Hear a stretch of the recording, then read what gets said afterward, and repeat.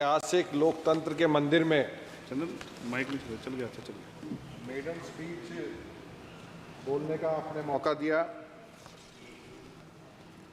मान्यवर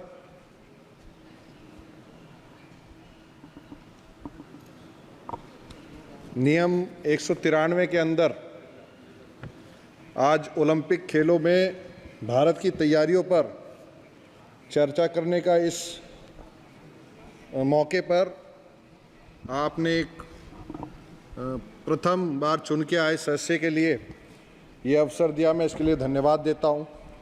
मान्यवर, मैं उस क्षेत्र से चुन के आया हूँ, बिजनौर लोकसभा क्षेत्र से, जहाँ हमेशा हमारा पूरा एनसीआर का एरिया, चाहे हरियाणा, पंजाब, पश्चिम उत्तर प्रदेश, चाहे ओलंपिक्स हों, कॉमनवेल्थ गेम्स हों, एशियन गेम्स हों या देश के लिए कोई भी प्रतिस्पर्धा हो, हमेशा देश का झंडा बुलंद करने का काम हमारे क्षेत्र के युवाओं ने और नागरिकों ने करने का काम किया है। खेलों के विकास के लिए हमारे समाज ने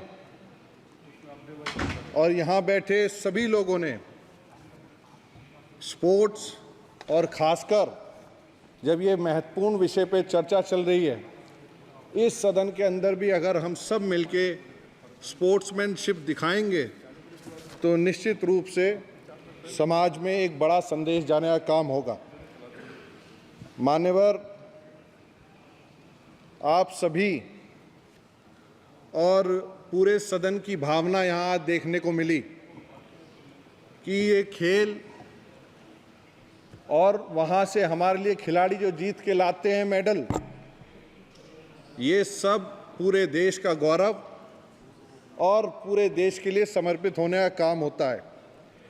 आदरणीय राजीव प्रताप रूडी जी ने यहाँ बताया भी, और अगर मैं गलत ना हूँ, हम तो सब देख के बड़े हुए हैं, चाहे कीर्ति आज़ाद जी हों, बैनर्जी साहब हों, यूसुफ पठान साहब हों, पीटी उषा जी हों, सचिन तेंदुलकर जी हों, मैरी कॉम जी हों, ये सब लोग इस देश का गौरव बढ़ाने के साथ साथ सदन का गौरव बढ़ाया है। और जब ये लोग जिम्मेदारी से यहाँ बैठे हैं तो निश्चित रूप से आज जब ये सकारात्मक चर्चा हो रही है, आदरणीय प्रधानमंत्री जी की गंभीरता, सरकार की गंभीरता, ये देखने को यहाँ मिलती है कि इस विषय पे कितनी सरकार गंभीर है।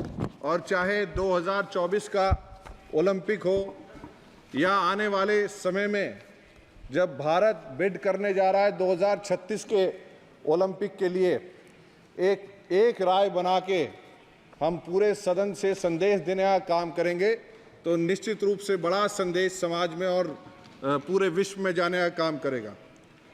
मान्यवर,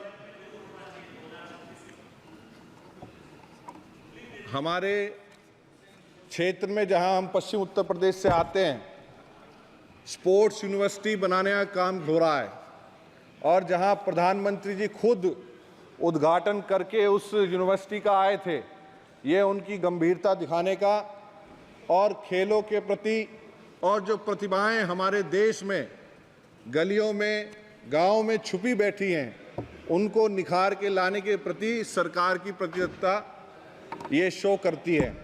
ऐसे समय में अगर उस यूनिवर्सिटी के लिए स्टेट गवर्नमेंट से मिलके केंद्र भी गंभीरता के साथ विचार करेगा तो निश्चित रूप से इस कार्य को भी गति मिलने का काम होगा। मैं आपके माध्यम से सदन की भावना से मैं अवगत कराना चाहता हूं और धन्यवाद देना चाहता हूं अपने नेता आदरणीय जयंत चौधरी जी का, जिन्होंने, शायद अगर मैं गलत ना हूं तो शायद पहले सदस्य होंगे जिन्होंने अपनी पूरी सांसद निधि खेलों के लिए, खिलाड़ियों के लिए और पूरी समर्पित करने का काम किया।